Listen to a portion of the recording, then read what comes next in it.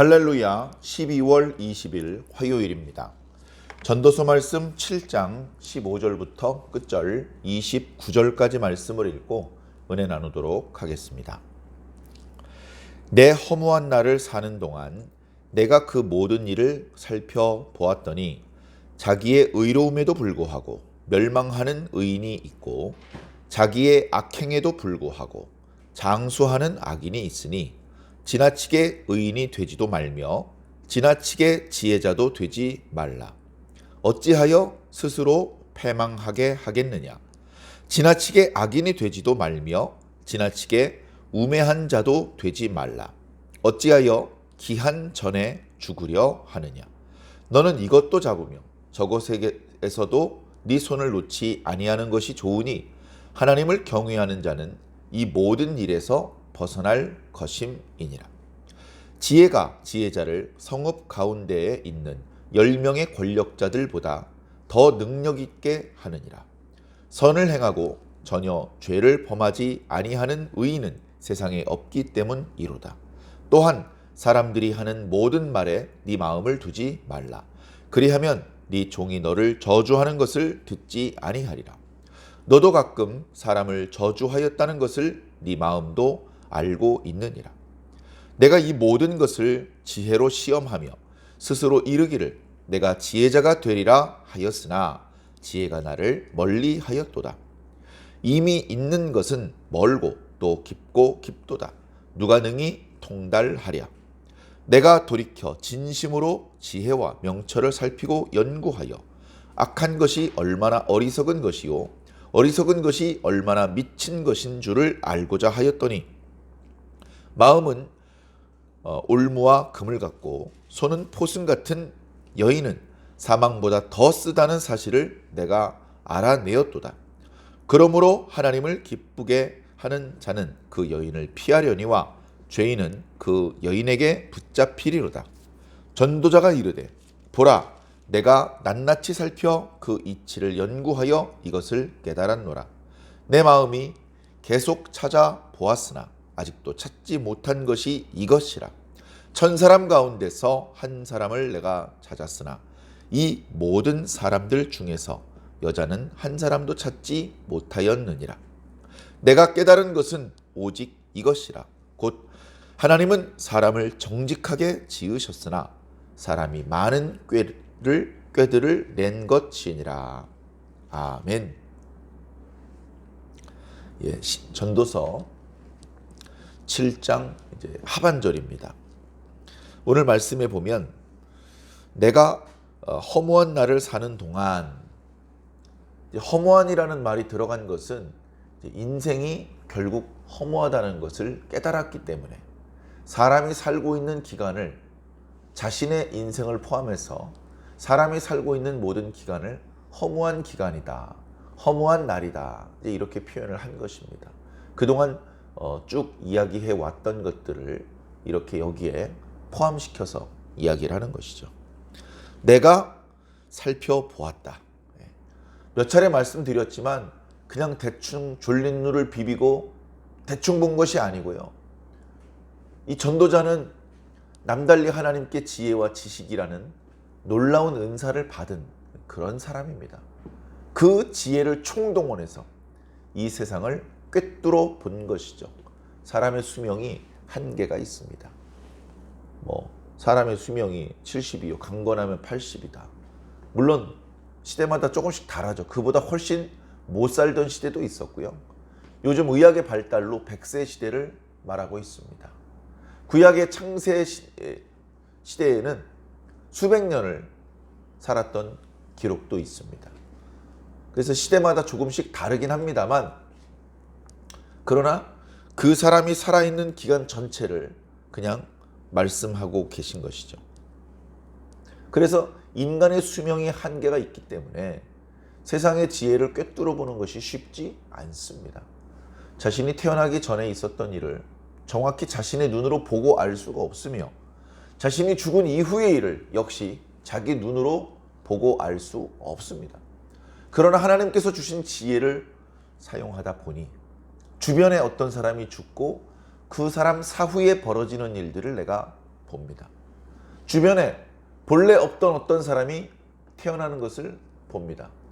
주변에서 벌어지는 수없이 많은 다양한 사건들을 눈여겨보고 그 여러 반복되는 일들 사이의 공통점과 차이점을 발견하며 그것들을 깊이 분석해서 어떤 지혜로운 결과를 얻어낼 수 있는 그런 은사를 하나님께 받은 것이죠.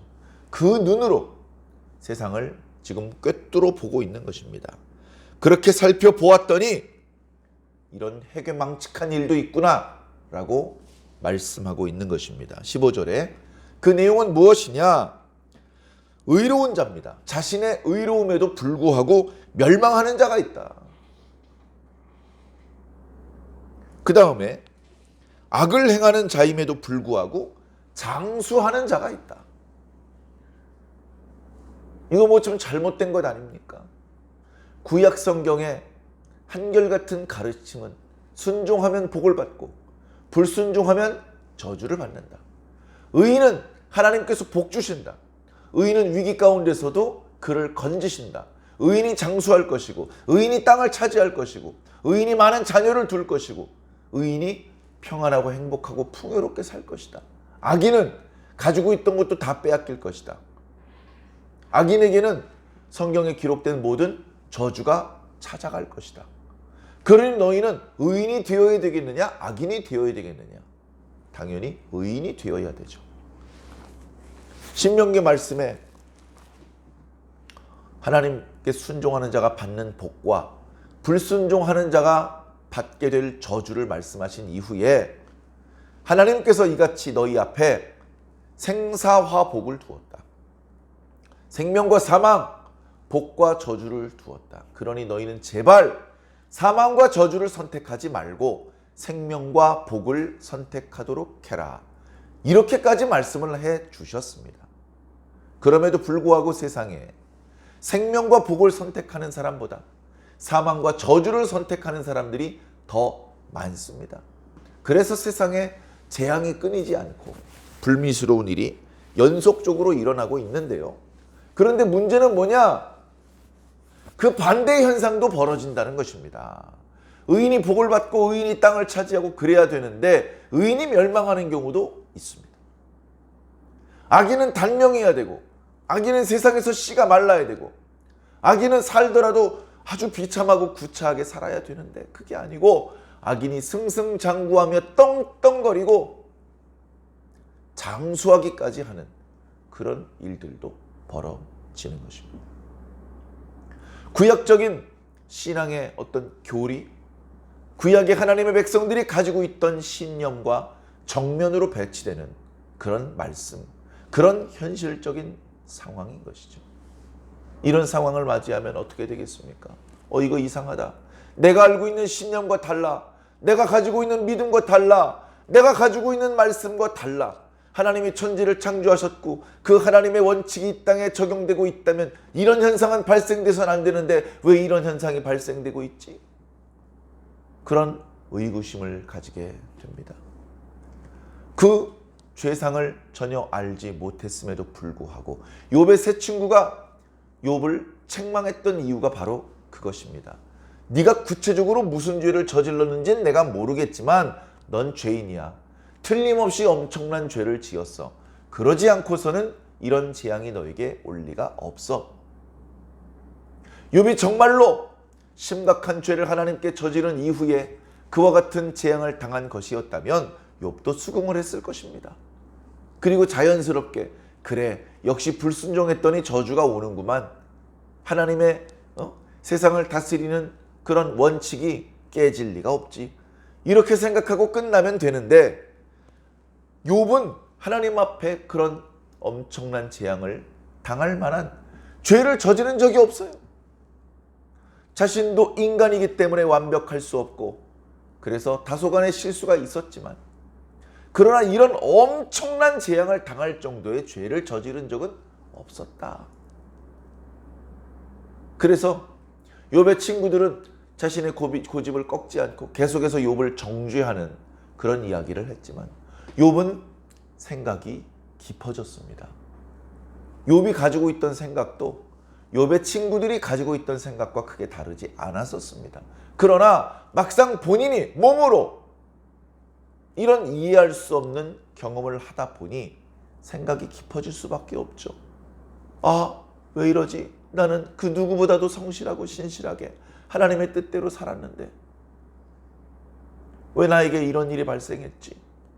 이해할 수가 없었고, 처음에는 하나님을 원망할 수는 없고 자기 생일을 원망하고, 그러다가 가만히 생각해 보니까 내 주변에도 의인이 멸망하고 악인이 장수하는 사례가 가끔 있었어. 생각해 보니까 그런 경우가 내가 처음이 아닌 것 같아.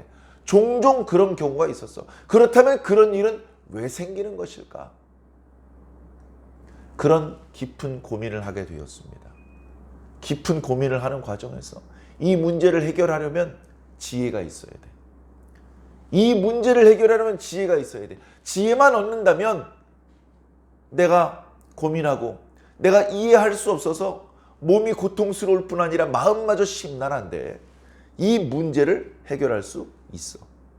그래서 지혜를 추구하고 지혜를 찾아 헤맸던 것이죠. 세상에 쉽게 예수 믿으면 천당 가고 믿지 않으면 지옥 간다, 이런 단순한 말로 모든 것들이 파악되고 그 단순한 말에 어긋남이 없다면 쉽겠죠. 뭐든지 다 쉬운 것입니다. 그러나 세상은 그렇지 않은 경우도 더러 발생하기 때문에 우리로 하여금 마음속에 혼란을 일으키게 되는 것입니다. 자, 이런 문제는 몇 차례 말씀드렸던 것처럼 하나님의 뜻입니다. 하나님의 뜻은 우리가 이해하는 부분도 있고 이해하지 못하는 부분도 있습니다. 하나님께서 말씀하신 적이 없어서 모르는 것도 있지만 말씀해 주셨는데도 이해가 안 되는 부분들도 있습니다. 대표적으로 욥기의 상황과 또 전도서의 말씀이 그와 같습니다. 또 시편에도, 어떤 시편에 너는 악인들의 풍요를 부러워하지 마라. 악인들이 복을 받는 것처럼 보일 때도 있는 것입니다. 의인들이 저주를 받는 것처럼 보일 때도 있는 것입니다. 왜 그런 일이 발생되는지 우리의 이성으로는, 우리의 미련한 지혜로는 다 깨달을 수가 없는 것이죠. 그러나 우리는 모르지만 하나님께는 그런 일이 발생되게 하시는 이유가 있다. 내가 그걸 아직 모를 뿐이다. 우리 옆에 있는 사람과의 관계에서도 그런 일이 종종 발생되지 않습니까? 저 녀석은 뼈다리가 부러진 것도 아닌데 왜 쩔뚝쩔뚝 걸어다녀? 쟤 바보 흉내내는 거야? 아, 보기 흉해. 이보게 친구, 아, 똑바로 걸어다녔다. 팔다리 멀쩡한 친구가 똑바로 걸어야지 왜 쩔뚝거려? 네. 자기가 아는 범위 내에서는 그 친구가 다친 곳이 없는데 쩔뚝거리는 이유를 알 수가 없죠. 옆에 있는 친구는 모릅니다. 그러나 그 사람이 늘 똑바로 걸어다니다가 그날 쩔뚝쩔뚝한 데에는 친구들이 모르는 자기만 아는 이유가 있는 것이죠. 아, 나 새끼 진짜. 야, 너 내 신발 한번 신어봐. 그래서 그 친구 신발을 신었더니 신발 속에 돌멩이가 있습니다. 똑바로 걸으면 발이 아파요. 조금 덜 아프게 걸으려면 쩔뚝쩔뚝 걸어야 되는 것입니다. 그걸 그렇게 보여주기 전에는 옆에 있는 친구는 도저히 그 이유를 스스로 깨달을 수 없는 것이죠. 그런 것처럼 하나님께는 우리가 모르는 이유가 있는 것입니다. 우리가 모르는 하나님의 뜻이 있습니다. 하나님께서 가르쳐 주셔도 이해하지 못할 하나님의 비밀이 있는 것입니다. 우리가 하나님께 대해서 다 압니까? 하나님의 뜻이 이 땅에 다 계시됐습니까? 계시된 하나님의 뜻을 우리 인간들이 다 알고 있습니까? 아니잖아요. 모르잖아요.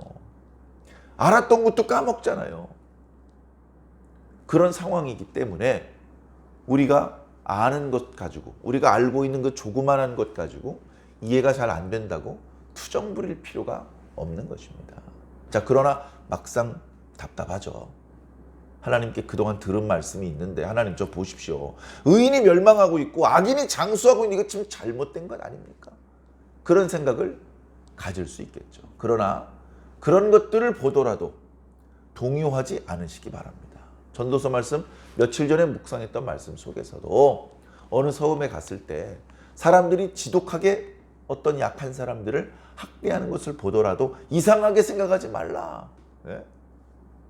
이상하게 생각하지 말라. 하나님의 말씀을 전하는 사람들이 미워하고 돌멩이를 던지더라도 이상하게 생각하지 말라. 멸망의 미운 물건이 거룩한 곳에 선 것을 보더라도 깜짝 놀라지 말라. 내가 미리 너희들에게 가르쳐준다. 놀라지 말고 그런 상황을 보거든 너희 스스로 조심하고 너희 스스로 더 근신하고 정신을 바짝 차려야 된다. 다 모르더라도 하나님께서 우리에게 필요한 것들은 이미 알려주셨고 그리고 아직 알려주지 않으신 것도 필요한 순간이 되면 알려주실 것입니다. 그것을 우리가 믿고 불안해할 필요 없이 편안하게 갑시다. 아이가 10살도 안 됐는데 어떻게 아기가 태어나는지 자세하게 말씀해 줄 수 있나요? 그럴 필요도 없고 그렇게 해서도 안 됩니다. 그러나 때가 되면 자연스럽게 알게 되고 또 이야기를 해도 알아들을 수 있게 되는 것이죠. 하나님의 비밀은 그보다 더 어렵습니다. 우리 각자에게 가장 적당한 때에 가장 적당한 방법으로 하나님께서 가르쳐 주실 줄로 믿습니다. 자, 그러나 전도자의 입장에서 이런 우리가 알고 있는 통념과 다른 현상이 발생되는 경우를 보다 보니까 야, 그렇다면 우리가 너무 지나치게 의인이 될 필요는 없겠다. 지혜자가 되려고 억지로 그냥 스스로 막 우리 의지만으로 될 수 있는 것이 어차피 아니기 때문에 그렇게까지 할 필요는 없겠다. 스스로 지혜 있는 체하면요 오히려 사람들에게 버림을 받고 멸시를 당하고 더 좋지 않은 경우도 발생될 수 있습니다.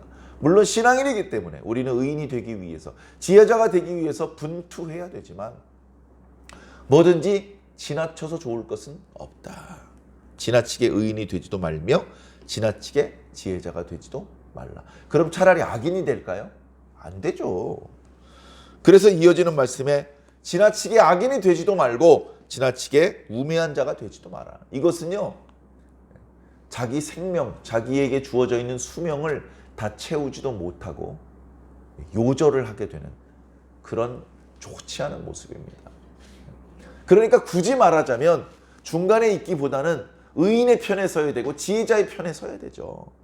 그러나 극단에 서는 것은 우리가 감당하기 버거우니 중간보다 하나님께 가깝게 기왕이면 조금만 더 가깝게 조금 더 의인으로 조금 더 지혜자로 그렇게 조금씩 노력을 하면 그것으로 족하고 그것으로 참 감사한 일이 아니겠느냐. 18절에 너는 이것도 잡고 저것도 놓지 않았으면 좋겠다. 참 어려운 표현인데요. 지혜자가 되고 우매자가 되고 두 가지를 말한다면 극단적인 지혜자, 극단적인 우매자가 되지 말아라. 근데 보니까요 이것은 더 많은 의미를 담고 있는 것이기도 합니다. 양쪽 극단은 피하는 것이 좋겠다는 겁니다. 양쪽 극단은. 여러 가지 살면서 지혜라는 카테고리 말고도 세상에는 수없이 많은 가치관과 관점들이 있지 않습니까? 어느 관점으로 보더라도 너무 극단, 양쪽 극단에 서는 것은 바람직하지 않다. 그것은 좀 피하는 것이 좋을 것 같다. 그렇게 말씀해주고 있습니다. 그럼에도 불구하고 그래도 지혜 편에 서야 된다. 지나치게 지혜자가 되는 것은 좀 곤란할지 모르지만 그래도 우리들은 지혜자가 되도록 노력하는 것이 좋겠다라고 계속해서 말씀하고 있는데요. 왜냐하면 지혜자가 그 성읍의 10명의 권력자보다 더 큰 일을 할 수도 있다. 무거운 돌을 드는 일이라면 한 사람이 10사람 들 수 있는 무게보다 더 무거운 돌을 드는 것은 불가능할 것입니다. 그러나 지혜를 발휘해서 어떤 위기에서 빠져나오는 길을 찾고 할 때에는 지혜자가 없으면 아무것도 할 수 없는 것이죠. 바로 그런 이유 때문에 지혜자는 존경을 받아야 됩니다. 그런 어떤 위기가 없을 때에는 그저 전에 해오던 대로 그 성읍을 이렇게 다스리면 됩니다. 그러나 갑자기 전염병이 돌고 갑자기 흉년이 찾아오고 갑자기 적군이 쳐들어오고 이런 위기의 상황이 되면 경험이 없는 그 성읍의 성주는 어찌 해야 될지 모릅니다. 맞서 싸워야 되는 것인지 항복을 해야 되는 것인지 항복을 하려면 어떻게 해야 손해를 최소화시킬 수 있는 것인지 모르는 것이죠. 그렇기 때문에 주변에 자신보다 나이가 많은 신하들을 참모로 둡니다. 그래서 이보시오, 이런 경우에는 어떻게 하면 좋겠어? 하고 의견을 물어서 들어보고 그게 참 좋은 생각인 것 같소. 그러면 그렇게 결정을 하는 것이죠. 근데 그 신하들 중에서도 방법을 모르면 그 마을에 살고 있는 지혜자를 찾아가야 됩니다. 나이 많으신 어르신들을 찾아가야 됩니다. 어르신, 이런 문제가 생겼습니다. 제가 경험이 많지 않아서 이 문제를 어떻게 처리해야 될지 모르는 선생님께서 좀 가르쳐 주십시오. 예전에 비슷한 일이 있었어. 예전에도 이렇게 전염병이 돈 적이 있었지. 일단은 물은 끓여 마시라고 하시오. 그리고 사람들 어지간하면 외출하지 말라고 하고 아픈 사람은 한 군데 모아놓고 치료하는 게 좋겠어. 그렇게 하면 피해를 줄일 수 있습니까? 예전에 그렇게 했더니 금세 전염병이 끊어졌어. 감사합니다. 이제 그렇게 할 수 있는 것이죠. 그런 것처럼 지혜자가 필요한 것입니다. 전도서 말씀을 보면 어떤 지혜자 때문에 한 성읍이 그 안에 살고 있던 사람들이 다 죽을 뻔하다가 위기를 벗어났는데 그 문제가 끝나니까 그 지혜자를 사람들이 존경하고 고마워하고 하지 않고 또 버렸다. 그것이 현실이다. 그런 모습을 말씀해 주기도 합니다. 자, 그래서 우리는 지혜자가 되기 위해서 노력을 해야 되죠. 그 뒤에 보면 또 이런 재미있는 표현도 있습니다. 사람들이 하는 말을 마음에 두지 마라. 사람들이 너를 향해서 욕을 할 때 그걸 마음에 두지 마. 야, 너 나 지금 나 욕했어? 너 지금? 이렇게 과민 반응하지 말라는 것이죠. 세상에 돌고 도는 이야기 중에 자기가 듣고 싶은 말만 듣지 못합니다. 지나치게 아부하는 말도요, 아무 도움이 안 되고요. 자기를 막 욕하는 소리를 들어도요, 하루 종일 기분이 안 좋습니다. 그런 말 너무 귀담아 듣지 마라. 그러면 네 종이 너를 욕하는 것도 안 들을 수 있게 된다. 가만히 생각해봐. 너도 누군가 욕한 적 있잖아. 그렇기 때문에 다른 사람의 말에 너무 연연하지 않는 것이 좋겠다. 그렇게 말씀하고 있는 것이죠. 자, 23절에 보니까요, 이 지혜에 대한 더 깊은 이야기가 나옵니다. 내가 이 모든 것을 지혜로 시험하여 스스로 이르기를 내가 지혜자가 돼야지, 이렇게 결심을 했었다. 하나님께 기왕에 지식과 지혜의 은사를 받았는데 더 심오한 지혜를 내가 깨달았으면 좋겠다. 더 심오한 지혜를 내가 소유했으면 좋겠다. 그런 마음을 먹은 것이죠. 그랬는데, 그래서 지혜를 찾고 지혜를 얻기 위해서 노력을 했더니 지혜가 나를 멀리했다. 이 표현은요, 조금 오해의 소지가 있습니다. 나는 지혜를 가까이 하려고 했는데 지혜가 스스로 나를 피했다, 이런 것처럼 느껴지는데요, 그런 의미라기보다는 이런 의미입니다. 지혜는 너무나 먼 곳에 있었도다. 또는 지혜를 얻는 것은 나의 능력 바깥의 일이다. 내가 노력한다고 얻을 수 있는 것이 아니었도다. 이 말씀과 비교되는 말씀 욥기 28장에 있죠. 전에 그런 말씀 드렸습니다. 욥기는 40장에 넘는 긴 분량의 말씀인데 읽으면 읽을수록 도대체 이걸 뭐하러 성경에 기록해놨지? 이런 생각이 들 정도로 친구들과의 지루한 논쟁만이 이어집니다. 그게 거의 대부분이 절반 이상입니다. 그런데 그 중간에 분량은 그렇게 많지 않지만 지혜에 대해서 이야기하는 장면이 나옵니다. 욥과 욥의 친구들이 대화를 나눕니다. 처음에는 친구들이 좋은 의도로 왔어요. 친구를 위로해 주러 왔습니다. 와서 처음 일주일 동안은 자기 친구가 알아볼 수 없는 지경이 된 것을 탄식하며 함께 울었습니다. 아무 말 하지 않았습니다. 그러다가 일주일이 지난 이후에 한 명씩 입을 엽니다. 이보게 자네가 참 안 되긴 했지만 자네가 아무래도 하나님께 범죄한 것 같네. 회개하세요. 자기의 죄를 자복하고 하나님께 회개한다면 하나님께서 용서해 주지 않으시겠나. 이보게 친구, 자네 지혜로운 줄 알았더니 왜 그렇게 어리석은가. 나는 지은 죄가 없다네. 지은 죄도 없이 무엇을 하나님께 회개하란 말인가. 이런 식의 논쟁이 주거니 받거니 주거니 받게 하는데 친구들 3명이 욥을 압박했는데도 불구하고 욥은 실제로 죄를 저지르지 않았기 때문에 그 친구들의 말을 수용할 수 없었고 계속 반박할 수밖에 없었습니다. 그러다 보니 더 이상 친구들이 말을 하지 않게 됩니다. 그때 욥이 혼자 말합니다. 이복의 친구, 자네들이 무슨 얘기하는지 다 알고 있네. 나도 자네들과 똑같은 생각을 하고 있었어. 그러나 내가 막상 이런 상황을 맞이하고 보니까 내가 가지고 있던 생각들이 달라졌어.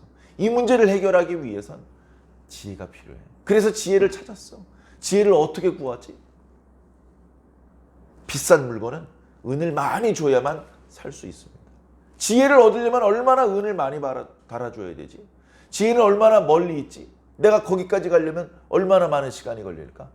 지혜가 혹시 우리 집 표면에 있는 게 아니고 땅속 깊은 곳에 있는 것은 아닐까? 땅을 깊이 파서 거기에 수레를 매달아 가지고 그걸 줄에 매달아 가지고 그걸 타고 내려가서 땅속 깊은 곳에 묻혀 있는 그 지혜를 내가 캐내야 되는 것은 혹시 아닐까?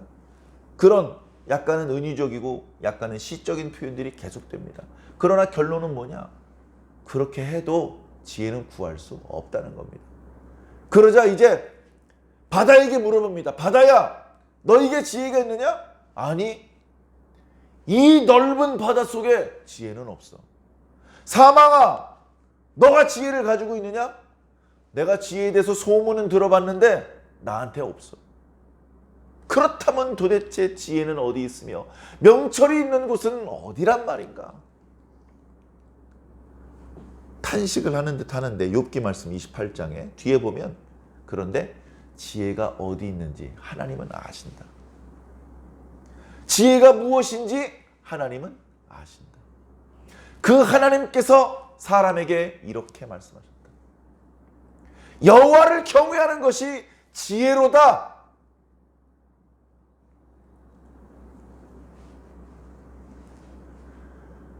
욥이 그걸 깨달은 것입니다. 여호와를 경외하는 것이 지혜로다. 내가 죄를 짓고 재앙을 당하는 것인지 죄 없는 상태에서 고난을 당하고 있는 것, 그게 중요한 게 아니고 네가 지금 여호와를 경외해야 되는 것, 그게 중요하다. 그러고 보니 전도서 말씀 12장 13, 14절에도 동일한 말씀이 기록되어 있습니다. 내가 모든 일의 결국을 들었다. 사람의 본분은 하나님을 경외하는 거다. 그게 사랑이 마땅히 해야 될 일이다. 우리가 마땅히 해야 될 일, 하나님을 경외하는 일을 하고 있습니까? 나중으로 미룰 수 없습니다. 모든 일에 우선하는 그 하나님을 경외하는 마음과 말과 행동이 우리들의 삶 가운데 나타났으면 좋겠습니다. 자, 그러나 그걸 아직 모르는 입장에서 지혜는 너무 멀고 그것을 얻는 것은 내 능력 밖의 일이구나. 그것은 이미 있는 것이지만 너무나 깊고 아무도 그것을 통달할 수 없는 것이다. 자, 25절 이하에 보면 그나마 하나님께서 주신 지혜로 이 세상에 악한 것이 얼마나 미련한 것이 얼마나 미친 것인지를 살펴보았더니 26절에 어떤 여인, 갑자기 여자 얘기가 나와요. 그래서 이건 여자를 비하하는 그런 표현은 절대 아니고요. 어리석음을 여자로 비유하는 겁니다. 젊어가지고 여자 꽁무니만 쫓아다니고 음탕한 여자 좋아하고 그런 때가 있지 않습니까? 그런 때가 있는데 남자가 그런 여자한테 한번 걸려들면 인생 다 망칩니다. 우리나라 옛날 이야기 중에 배비장전 같은 게 있지 않습니까? 자기 이빨을 뽑아서 줘요. 이빨을. 그래가지고 돈이 많을 때는 서방님밖에 없습니다 어쩌고 하더니 자기가 거지가 돼가지고 도움을 청하려 왔더니 만나주질 않습니다. 이보게 내가 자네에게 이빨을 뽑아주지 않았나. 날쌔. 그랬더니 이빨이 담겨져 있는 자루에서 이빨을 땅에 쏟아주면서 이 이빨들 중에 어느 이빨이 당신 이빨입니까? 그런 정도로 음탕하고 욕심이 많은 여자들이 있습니다. 그런 여자들에게 한번 잡히면 벗어날 수가 없는 것이죠. 그런데 어리석음이 그런 여자와 같다. 어리석음에게 한번 붙잡히면 빠져나가지 못하고 평생 거덜난다. 패가 망신한다. 그런 이야기를 합니다. 그러면 중간에 이런 표현이 있죠. 하나님을 기쁘시게 하는 자는 그 여인을 피할 수 있다. 그 어리석음을 피할 수 있다. 그러나 그렇지 않은 죄인은 그 여인, 그 어리석음에게 붙잡히게 될 것이다. 전도자가 보니까 낱낱이 살펴서 그 이추를 연구해서 깨달았는데 결국은 뭐냐? 그 지혜를 온전히 소유한 자를 찾지 못했다. 온전한 지혜를 소유한 자를 찾지 못했다. 맨 마지막 구절은요, 조금 해석이 어려운 부분, 단순하게 말씀을 드립니다. 맨 마지막 구절은 내가 깨달은 것이 있는데, 내가 온전한 지혜를 깨달은 것까지는 아니지만 하나님께서 주신 그런 은사를 가지고 두루 살펴서, 면밀히 살펴서, 연구해서 깨달은 것이 있는데, 하나님께서는 본래 사람을 정직하게 지으셨다. 세상에 벌어지는 모든 불의한 일, 이것은 하나님 때문이 아니다. 그럼 왜 이런 일이 벌어지는 것입니까? 사람 때문이다. 하나님은 사람을 정직하게 지으셨지만 사람은 온갖 찌꺼리를 다 하고 있다. 그 과정에서 이런 불미스러운 일들도 나타나고 있는 것이다. 사랑하는 성도 여러분, 저와 여러분들은 이런 어지러운 세상의 틈바구니에서 어떻게 살아야 되겠습니까? 겸손해야 됩니다. 겸손해야 되고 하나님의 지혜를 사모해야 되죠. 그냥 단순히 여호와를 경외하는 것이 지혜의 근본이다. 그걸 우리가 기억하고 그 몇 장 몇 절에 있는지 그게 우리 삶에 무슨 영향을 줄 수 있습니까? 내 마음 깊은 곳으로부터 하나님을 진심으로 경외하는 마음을 가지고, 그리고 세상의 여러 죄악들에 오염되지 않고, 지난 시간에 묵상했던 말씀 중에서도 재물, 탐욕, 뇌물 이런 것들이 지혜자를 우매자로 만든다, 그런 말씀도 있는데, 의인이 얼마든지 악인이 될 수 있기 때문에 그렇게 되지 않기 위해서 늘 조심하고 오직 하나님의 지혜만을 사모하며 하나님의 뜻을 준행하면서 사는 것이 바로 오늘 저와 여러분들이 해야 될 일일 줄로 믿습니다. 오늘 벌써 12월 20일입니다. 이제 2022년도도 열흘 남짓밖에 남지 않았습니다. 기도하면서 올해를 잘 정리해야 됩니다. 주변에 책상도 정리하고 옷장도 정리하고 그렇게 눈에 보이는 물건도 정리하고 우리들의 마음도 정리해야 됩니다. 속상했던 것, 후회스러웠던 것 다 털어내고 좀 이렇게 밝은 마음으로, 희망찬 마음으로, 하나님께서 주시는 축복과 은혜를 사모하는 마음으로 우리들의 마음도 정갈하게 준비를 해야 되겠습니다. 그렇게 성탄절을 맞이하고 그렇게 새해를 맞이한다면 하나님께서 기뻐하시고 좋은 것들을 많이 주실 줄로 믿습니다. 오늘 하루도, 이번 한 주간도, 남겨져 있는 2022년도 모든 날들도, 그리고 그 이후도 하나님과 동행하는 행복한 나날들이 되시기를 예수님 이름으로 간절히 축원합니다.